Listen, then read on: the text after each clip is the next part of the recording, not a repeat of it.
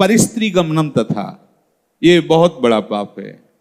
इसमें भागवत में आता है नरकों के वर्णन में कि जो स्त्री या पुरुष एक दूसरे को धर्म के विरुद्ध, जैसे जब तक ब्याह नहीं हुआ तब तक बच्चा या बच्ची को ब्रह्मचर्य रहना चाहिए। ये बड़े आनंद की बात होगी। आप रख के तो देखो, अगर आप ब्याह तक ब्रह्मचर्य रहे तो आपकी गृहस्थी ऐसी फली फूलेगी, आनंदमय होगी, देख लेना।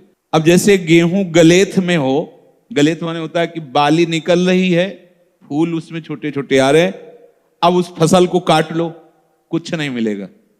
महीना 2 महीना रुको, उसको दाना पड़ने दो, परिपक्व होने दो, फिर अन्न राशि लग जाएगी।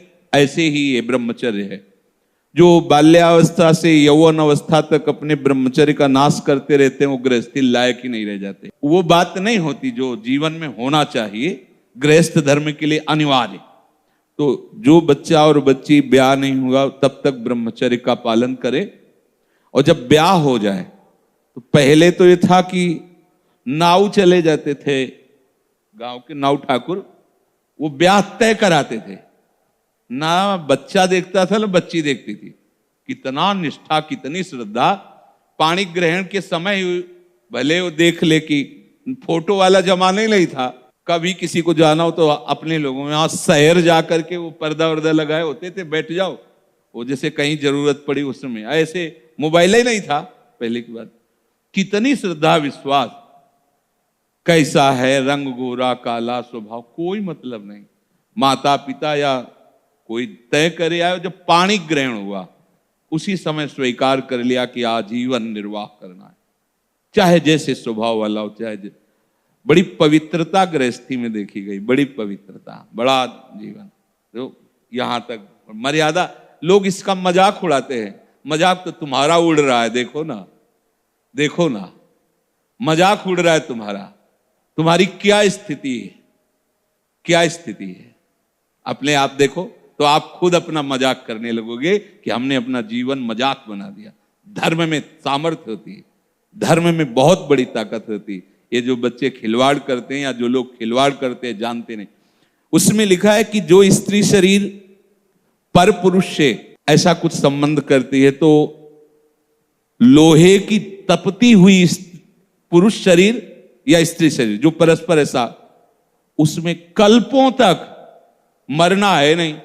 कितना दाह होगा। रामचरितमानस में भी लिखा है, पति वंचक परपति रति करई, रौरो नरक कल्प सत परई। जो अपने पति की वंचना करके, धोखा देके किसी और पुरुष के साथ ऐसा व्यवहार करती है तो बोले 100 कल्प तक रौरो नरक में पड़ती है। ये शास्त्र झूठे नहीं है। 100 कल्प तक रो। अगर तुम्हारे भाग्य में कहीं ऐसा पति है कि भाई लंगड़ा हो गया है, उसकी आंख खराब हो गई है, सुनाई नहीं देता है, वो रूपवान नहीं है, तो मिला तो तुम्हारे प्रारब्ध से ही है ना।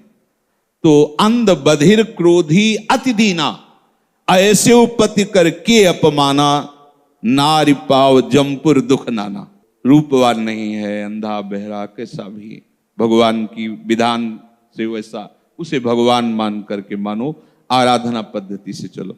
अगर पुरुष अपनी पति का जो भाव स्वीकार किया है उसका त्याग करके धोखा देकर दूसरी किसी स्त्री से, ऐसा घोर नरक का अधिकारी होता है वो। अगर ऐसा तो व्यभिचारी की बहुत बड़ी दुर्गति होती है। तो ऐसा कोई न समझे कि हम परिस्त्री गमन करके गोपाल शास्त्र नाम कर लेंगे तो पाप से बच जाएंगे। बकाया सामर्थ्य इतनी है कि अगर आप आज तक गलती हुई ऐसी, और आज से स्वीकार करो कि अबलो नशानी अबना नशो, और आप भगवान नाम कीर्तन करो, गोपाल शास्त्र नाम कीर्तन करो, तो निष्पाप हो जाओगे। वो पाप आपको भोगना नहीं पड़े। पर अगर आगे फिर कर दिया तो पीछे का ब्याज सहित जुड़ जाएगा। ये उन्हीं के लिए है, अबलो नशानी, चाहे जितना बड़ा पाप हो गया।